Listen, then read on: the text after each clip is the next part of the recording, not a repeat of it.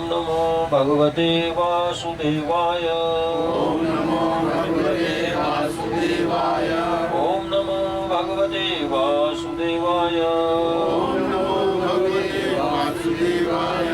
नारायणं नमस्कृतं नारायणं नमस्कृत्यं नरं चैव नरोत्तमं नरं चैव नरोत्तमं देवीं सरस्वतीं व्यासं देवीं सरस्वतीं व्यासं ततो जयमुदीरये। ततो जयमुदीरये।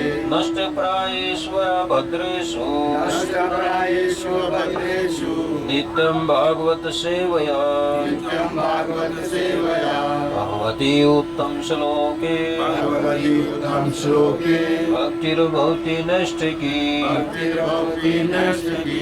ग्रंथ श्रीमद्भागवतम की जय हो।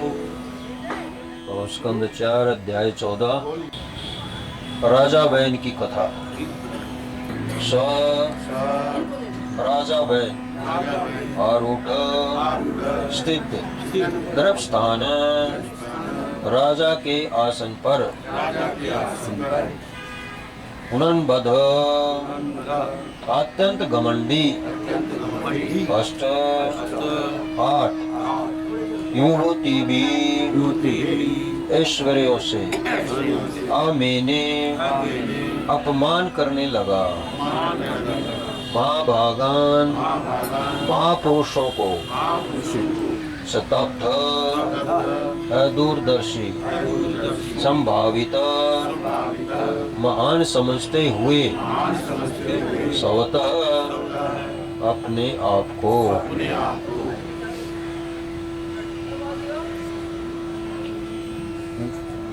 स आरूढ़ नृपस्थान उन्नत अष्टवितो भी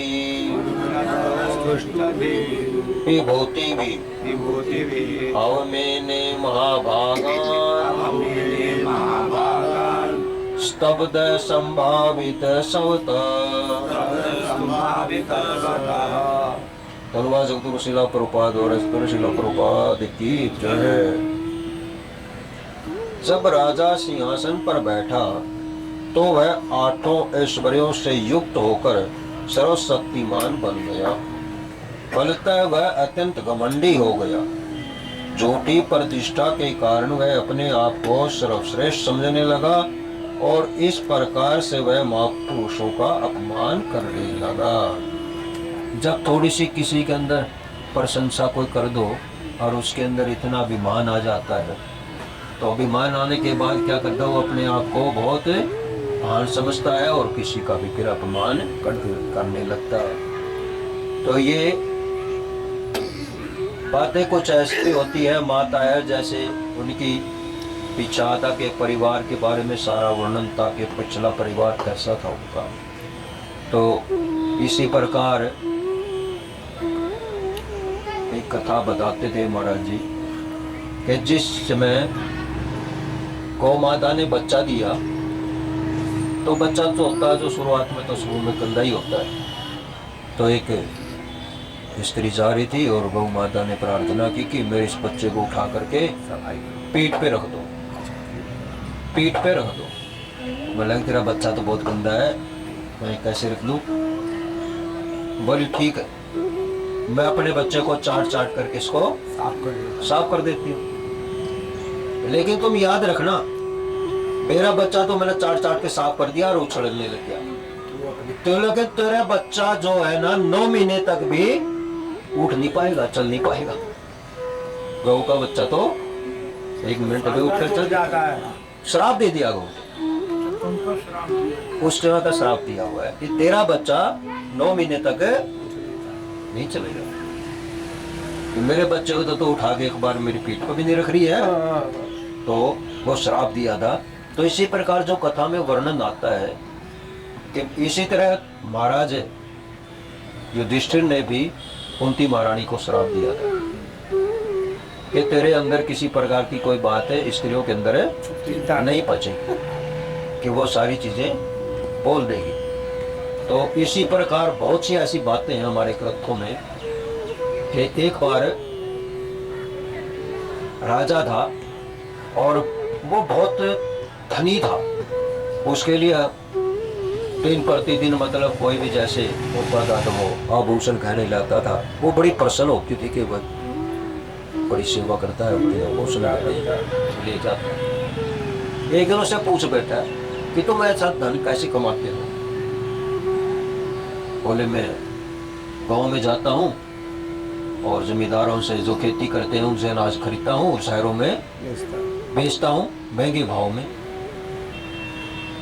तो उसने ना जो उसके पत्नी थे आसपास की जो जितनी भी औरतें दिखाई कि मेरा पति देखो कितना बुद्धिमान है, कैसे धन कमाता है, गांव में जाता है सस्ते भाव में अनाज। वो गांव में सारा मतलब उसका शहर के अंदर वो सारी चर्चा फैल गई और सारे व्यापारी जो छोटे थे वो भी गांव में जाकर के इसका व्यापार हो गया ठप। तो एक बार महापुरुष आए और उसने कहा कि बोला कि ये बात उन्हें किसी को बताई? तो बोला मैंने अपनी पत्नी को। तो बोला श्राप मिला हुआ ना कि कोई भी बात इनको बचेगी। तो ये बातें जो होती है ग्रंथों में हमारी बातें बताते हैं कि चाहे कितना भी पुत्र कितना प्यारा हो, बेटी कितनी प्यारी हो और पत्नी कितनी भी प्यारी हो, तो छुपी बातें कभी भी बच्चे को क्या है आगे तो खुला छोड़ दोगे तो क्या हुआ, रास्ते पर चलेंगे तो डांटना भी चाहिए। तो इसी प्रकार ग्रंथों में जो बात बताई है कि क्या है कि स्त्री का जो कुल है पिछला, तो कहते हैं ना कि पहले जांच पिछा शादी करते हैं तो पूरी अच्छी तरह जांच परख लो भाई पीछे से कहाँ से है इसका परिवार, कैसा परिवार। तो माता का परिवार इतना धार्मिक नहीं था और इस प्रकार वर्णन आते आते क्या करके जो पिछले जो थे इसके संस्कार वो पनपने लगे। तो इस प्रकार वो अपमान करने लगा, उसके अंदर अहंकार पैदा हो गया। इस श्लोक में अष्टविभूति भी शब्द महत्वपूर्ण है, जिसका अर्थ है 8 ऐश्वर्यों से। राजा को 8 ऐश्वर्यों से युक्त होना चाहिए। सामान्यतः योगा अभ्यास के फल से राजा इन 8 ऐश्वर्यों को प्राप्त कर लेते थे। ऐसे राजा राज ऋषि कहलाते थे। राज ऋषि का मतलब यही होता है कि उसके अंदर धार्मिक गुण भी हो और शासन करने की तरकीब भी उसके अंदर होनी चाहिए। ये तकनीक भी बहुत जरूरी है उसको, राज ऋषि को। योगाभ्यास के बल से राज ऋषि छोटे से छोटा और बड़े से बड़ा बन सकता था और मनोवांछित वस्तु प्राप्त कर सकता था। वह राज्य उत्पन्न कर सकता था, सबको वश में करके उन पर शासन कर सकता था। ये ही राजा के कुछ ऐश्वर्य होते थे। किंतु राजा ब्रह्म को योग का अभ्यास नहीं था, तो भी उसे अपने राजपद का घमंड हो गया। विचारवान न होने के कारण वह अपनी शक्ति का दुरुपयोग करने लगा और महापुरुषों का अपमान करने लगा। तो श्लोक नंबर 5, एवं इस प्रकार मदफंध अधिकार के कारण अंधा हुआ, उत्सिक्त घमंडी, निर्कुंश, उदंड, ईव, सदृश, द्वीप, हाथी, पर्यटन, घूमता हुआ, रथम, रथ पर, आस्थाय, चढ़कर, कंपयन, हिलाता हुआ, ईव, निसंदेह, रोजसी, आकाश तथा पृथ्वी। एवं मदान्ध उत्सिक्तो निर्कुंश इव द्वीप पर्यटन रथम आस्थाय कंपनीव रोदसी।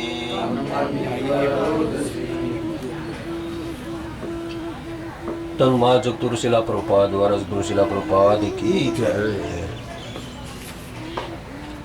राजा वैन अपने ऐश्वर्य के मद से अंधा होकर रथ पर आसीन होकर निरंकुश हाथी के समान सारे राज्य में घूमने लगा।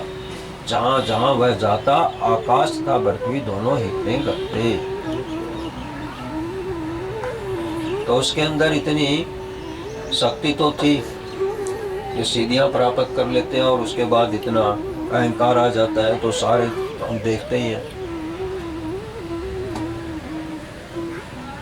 श्लोक नंबर 6। न नहीं नहीं अष्टवयम अष्टवयम एक भी यज्ञ हो पाते, एक भी यज्ञ हो पाते, न न तो न तो दातवयम दातवयम कोई दान दे सकता था, कोई दान दे सकता था, न नहीं नहीं होतवयम दातवयम घी की आहुति दी जा सकती थी, घी की आहुति दी जा सकती थी। विजा हे द्विजन्मा हे द्विजन्मा कवचित उचित किसी भी समय किसी भी समय इति इस प्रकार इस प्रकार नय वार्यत रावार्य रोक दिया। रोक दिया। धर्मम धर्मम धार्मिक नियमों की विधियां धार्मिक नियमों की विधियां मेरी ढिंढोरा राजा घोषेण शब्द से सर्वस सर्वत्र। धन्यवाद। राजा बहन ने अपने राज्य में यह ढिंढोरा पिटवा दिया कि सभी द्विजों ब्राह्मणों को अब से किसी भी प्रकार का यज्ञ करने, दान देने या घृत की आहुति देने को प्रतिबंधित कर दिया गया है।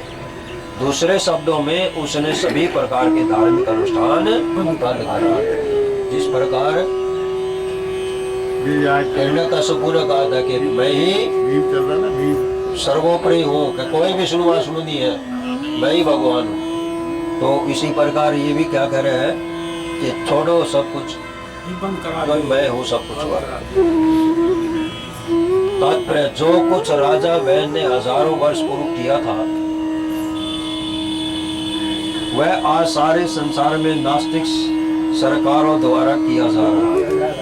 अब यह जो मतलब बात आ रही है इस संसार की, यहाँ पर इस समय की आ रही है प्रयोगी विश्व की स्थिति ऐसी दयनीय है कि कोई भी सरकार किसी भी समय धार्मिक अनुष्ठानों को बंद करने की घोषणा कर सकती है। अंततः स्थिति इतनी गिर जाएगी कि इस ग्रह में पवित्र मनुष्यों के लिए जीना दुभर हो जाएगा। अतः बुद्धिमान मनुष्यों को चाहिए कि वे अत्यंत गंभीरता पूर्वक कृष्ण भक्ति करें, जिससे वे इस ब्रह्मांड में व्याप्त दुखों से अधिक कष्ट उठाए बिना श्री भगवान के धाम को वापस जा सके। स्वयं का अपेक्षा देखकर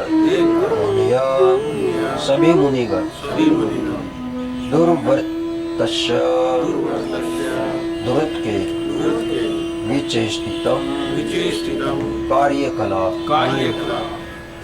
विमृश्य विचार करके लोक व्यसनम सामान्य लोगों के लिए संकट कृपया दयावश ऊंचो कहा भूतकाल सत्य यज्ञों के कर्ता। अतः सभी ऋषिगण एकत्रित हुए और वैन के अत्याचारों को देखकर इस निष्कर्ष पर पहुंचे कि संसार के मनुष्यों पर महान संकट तथा विपत्ति आने वाली है। अतः वे दयावश परस्पर बातें करने लगे, क्योंकि वे स्वयं ही यज्ञों को संपन्न करने वाले थे। अभी तो हम संसार में देख रहे हैं कि जो थोड़ी बहुत भक्ति है ना, वो हिंदू समाज में आज है। मुसलमान समाज में पीछे आ था ना वर्णन कि 50 सालों या 75 सालों के बाद आपस में लड़ करके ये मर जाएगी, और वो स्थिति धीरे धीरे आ रही है कि आपस में मुसलमान देश लड़ रहे हैं आपस में।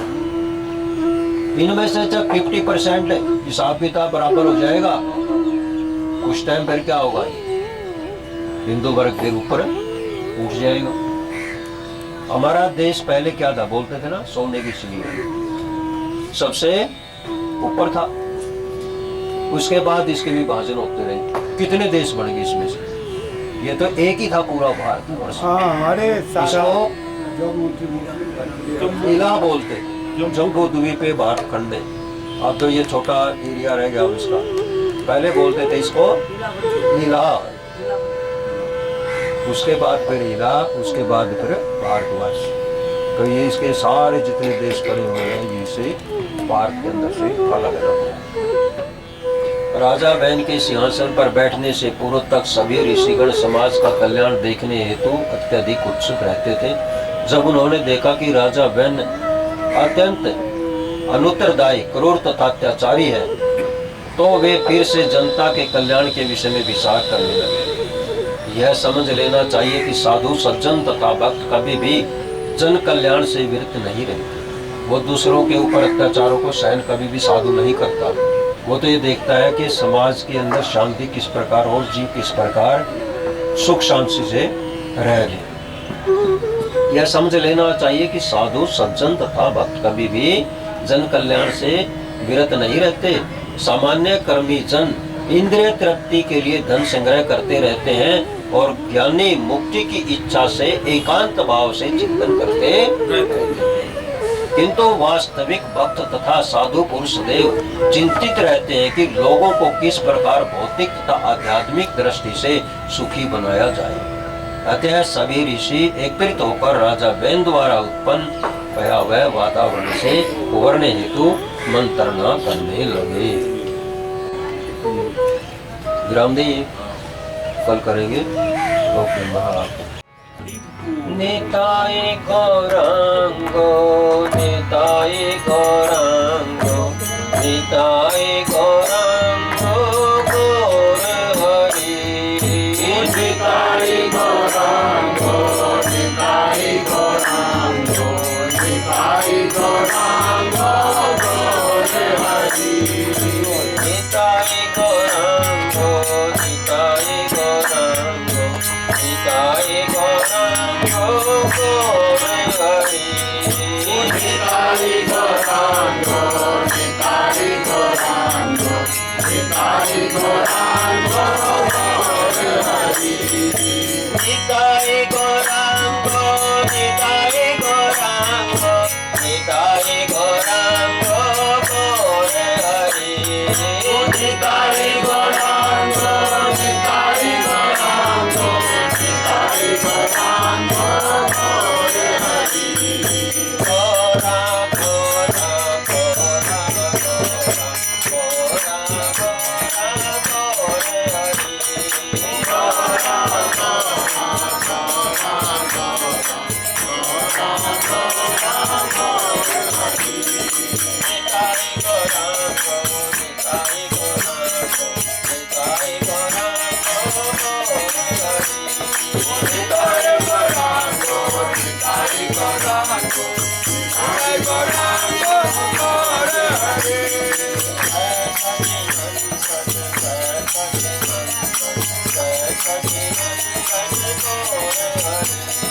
जय सच्चिदानंद, जय सच्चिदानंद, जय सच्चिदानंद गौर हरि। जय सच्चिदानंद, जय सच्चिदानंद, जय सच्चिदानंद गौर हरि। जय सच्चिदानंद, जय सच्चिदानंद, जय सच्चिदानंद गौर हरि। जय सच्चिदानंद, जय सच्चिदानंद, जय सच्चिदानंद गौर हरि।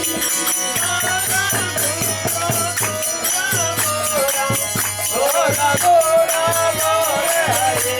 गौरा गौरा गौरा गौरा गौरा गौरा गौर हरि।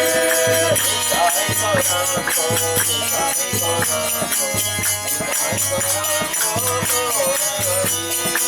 निताय गौरांगो, निताय गौरांगो, निताय गौरांगो गौर हरि।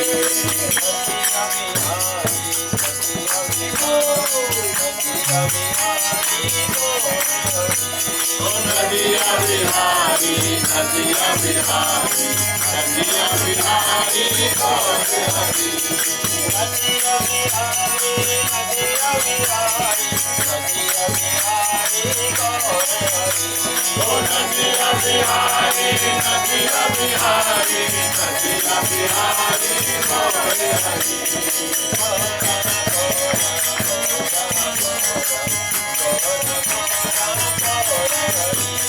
गौरा गौरा गौरा गौरा गौरा गौरा गौर हरि। निताय गौरांगो, निताय गौरांगो, निताय गौरांगो, निताय गौरांगो